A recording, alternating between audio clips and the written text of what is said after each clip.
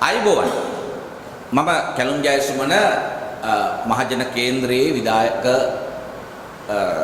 මණ්ඩලයේ සමාජිකයෙක්. එතකොට මහජන කේන්ද්‍රය කියන ආයතනය නිර්මාණය වෙන්නේ අපි සංවිධානය ගොඩනගන්නේ මේ වෙලාවේ මේ රටේ සිද්ධ වෙන මේ ඒකාධිපතිත්වය පරදවන්නත් ප්‍රජාතන්ත්‍රවාදය ආරක්ෂා කරන්නත් කියන මූලික අරමුණ ඇතුව. ඇයි අපි එහෙම කියන්නේ? ඔයගොල්ලෝ දන්නවා මේ වෙනකොට රටේ සෑම අංශයක්ම ඒ කියන්නේ මේ පත්වෙච්ච අනුර කුමාර දිසානායක ප්‍රමුඛ මේ මාලිමා ආණ්ඩුව ඔවුන්ට අතිවිශාල බලයක් ලැබුණා. මහ ජනතාව අතිවිශාල බලයක් ඔවුන්ට ලබා දුන්නා. විධායක ජනාධිපති ධූරය ලබා දුන්නා. ඒ වගේම 159ක පාර්ලිමේන්තුවේ 3/2කට අධික බලයක් ලබා දුන්න. මේ සියල්ලම තියෙද්දී ඔවුන් ආරම්භයේ පටන්ම අපි දැක්කා තවත් බලය සංකේන්ද්‍රණය කරගන්න, එකතු කරගන්න විශාල උත්සාහයක් දරනවා.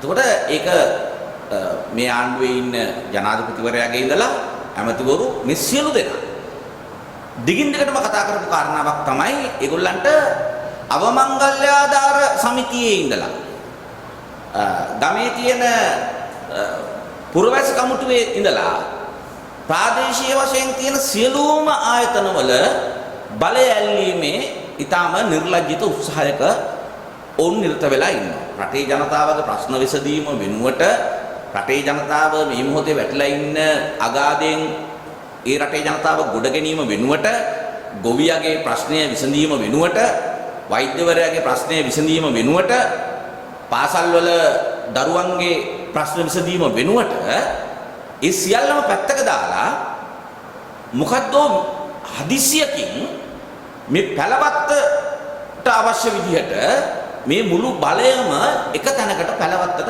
සංකේන්ද්‍රණය කිරීමේ ව්‍යාපෘතියක ඉන්න බව මේ ආණ්ඩුව ආරම්භයේ සිටම අපි දැක්කා. හැබැයි අපි ඒක බලාගෙන හිටියා. දැන් මේ රටේ ජනතාවට බොහොම සක්සුදක්සේ පැහැදිලි මොකද්ද මේ යන ගමන.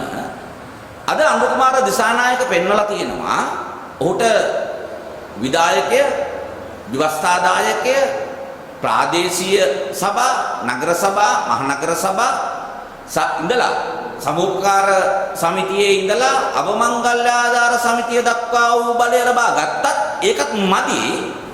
ඔහු යටතට මේ අධිකරණය ඔහු යටතට ගන්න ඕනේ කියන වමනාව ඇතුව ක්‍රියා කරන බව ඔහු මේ ළඟදී ඊයේ පෙරේදා නීතිඥ සංගමයත් එක්ක විචාර රැස්වීමේදී ඊටම හොඳින් අපිට පැහැදිලි වුණා, රටට පැහැදිලි වුණා.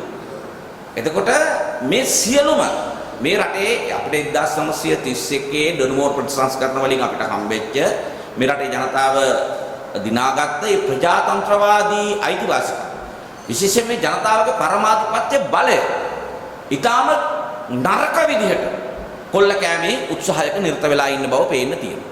එතකොට මේ සිද්ධ වෙමින් යන්නේ තවත් උතුරු කොරියාවක්. එහෙම නැත්නම් ස්ටාලින් පන්නේ පාලනයක පෙර නිමිති තමයි අපිට පේන්න තියෙන්නේ. එතකොට ඒ සම්බන්ධව මේ රටේ ප්‍රජාතන්ත්‍රවාදය ගරු කරන, ප්‍රජාතන්ත්‍රවාදය පිළිබඳ විශ්වාසය තබන, මේ රටේ ස්වාධීන අධිකරණයක් පිළිබඳ විශ්වාසය තබන මිනිස්සු හැටියට අපිට තව දුරටත් මේක ඉවසගෙන දරාගෙන ඉන්න බෑ. ඒක නිසා විශේෂයෙන්ම මේ අවස්ථාවට සහභාගී වෙන ජ්‍යෙෂ්ඨ මාධ්‍යවේදී ධර්මශ්‍රී කාර්යවසම් මැතිතුමා, ඒ වගේම අපේ ජ්‍යෙෂ්ඨ මාධ්‍යවේදී සේපාල් අමරසිංහ මැතිතුමා, ඒ වගේම මගේ හිතවත් අපේ ප්‍රියන්ත හේවගේ මැතිතුමා කවුරුත් දන්න මාතලන්. එතකොට මේ අපි එකතු වුණේ මේ දේශපාලන පක්ෂ පාට පැත්තකින් තියලා මේ රටේ ප්‍රජාතන්ත්‍රවාදය විශ්වාස කරන සියලුම ජනතාව, දේශ විදේශ මේ රටට මුල් තියෙන සියලුම ජනතාවට ආරාධනා කරන්න මේ ඒකාධිපතිත්වයට එරෙහිව අපි පෙළ ගැහෙන්න ඕනේ, එකතු වෙන්න ඕනේ. ඒ සඳහා මේ සියලු දෙනාට ප්‍රජාතන්ත්‍රවාදය පිළිගන්න විශ්වාස කරන සියලුම දෙනාට අපි ඊටම ආදරයෙන් ගෞරවයෙන් ආරාධනා කරනවා අපි එක්ක එකතු වෙන්න. අපි නියත වශයෙන්ම මේ ඒකාධිපතිත්වය පරදවන්න කටයුතු කරනවා. අපි ඒක පරදවනවා. ඒක ගැන සැකයක් නැහැ. ජනාධිපතිතුමා ඍජුවම ප්‍රකාශ කරනවා ඕනම අවදානමක් ගන්න ලෑස්ති කියලා. ඉතින් ඒක ඍජු ප්‍රකාශයක් හැටියට දකින්න නැද්ද? නෑ ඒකම තමයි අපි අද මේ එකතු මෙතනට එකතු වෙන්නම ඒ නිසාම තමයි. ඒ කියන්නේ දැන් ඍජු ප්‍රකාශ තියෙනවා. අපි කියමුකෝ මහින්ද රාජපක්ෂ ජනාධිපතිවරයාගේ කාලේ යුද්ධයක් තිබුණා. රටේ අවුරුදු 30ක ආපු යුද්ධයක් තිබුණා. එතකොට ඔහු ඍජු ප්‍රකාශයක් කරා මම මේ යුද්ධය අවසන් කරනවා. මම මේක වෙන නායකයෙකුට දෙන්නේ නැහැ කියලා. අන්න ඒක ඍජු ප්‍රකාශ. හැබැයි මේ තනි පුද්ගලයෙක් ඉලක්ක කරලා ඔහුව රැකගන්න. තනි පුද්ගලයෙක් නිසා ආණ්ඩුවකුයි ජනාධිපති ධූරයයි රටේ ජනතාවගේ පරමාධිපත්‍ය බලයයි ඔක්කොම උගසක තියෙනවා නම් කවුරු හරි නායකයෙක් එතන අපිට බරපතල කාරණාවක් තියෙනවා. ඒ සිද්ධියට පිටිපස්සේ තියෙන ඉතුරු ටික අපි කල්පනා කරන්න වෙනවා.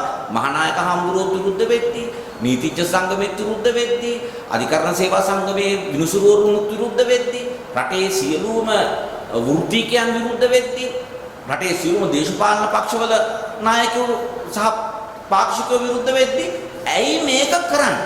එතකොට මේක ASCII තියෙනවා. මම ඒක නිසා තමයි කිව්වේ පටන් ගන්නකොටම මේ යන්නේ රට ඊටාම නරක ආඥාදායකත්වයකට ඒකාධිපතිත්වයකට මේ යන්නේ.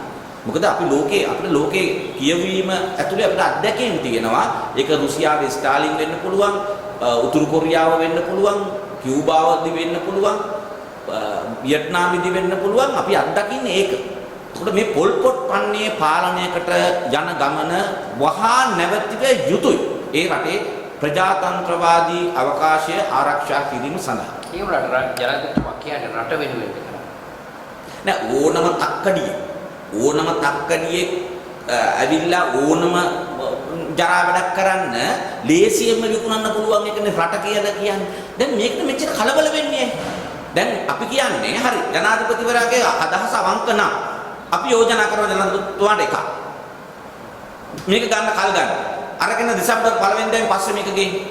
අන්න එහෙම ගෙන ආවොත් අපිට කියන්න පුළුවන් ජනාධිපතිවරයා මේක කරන්නේ සද්භාවයෙන් කියලා. හැබැයි දෙසැම්බර් 1 වෙනිදාට කලින් මේක ගේනවා කියන්නේම අපි මේ කියන මේක තවදුරටත් ජනතාව වෙනුවෙන් කරන සංශෝධනයක් නෙමෙයි, මේක සූරසේන සංශෝධනය කියලා තමයි මුළු රටම මේ මොහොතේ කියමින් ඉන්නේ.